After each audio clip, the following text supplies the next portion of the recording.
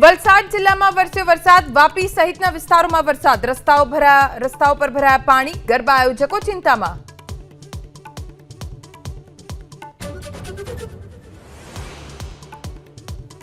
ખેલૈયાઓ માટે માઠા સમાચાર। આજે દક્ષિણ મધ્ય ગુજરાત અને સૌરાષ્ટ્રના કેટલાક ભાગોમાં વરસાદનું અંબાલાલ પટેલનું અનુમાન।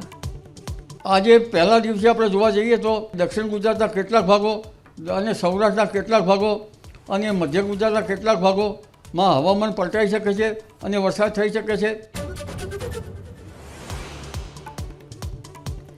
વગર વરસાદે વડોદરામાં ભૂવારાજ, ગોરવા વિસ્તારમાં પડ્યો 10 ફૂટ ઊંડો ભૂવો, આસપાસની સોસાયટીના રહીશો પરેશાન।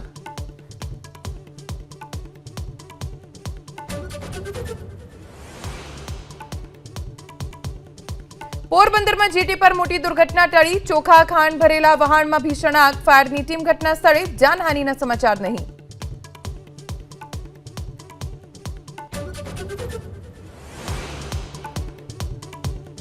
પ્રધાનમંત્રી નરેન્દ્ર મોદી અરુણાચલ ત્રિપુરાના પ્રવાસે, 5100 કરોડના વિકાસ કામોની ભેટ, જીએસટી બચત મહોત્સવમાં સંવાદ।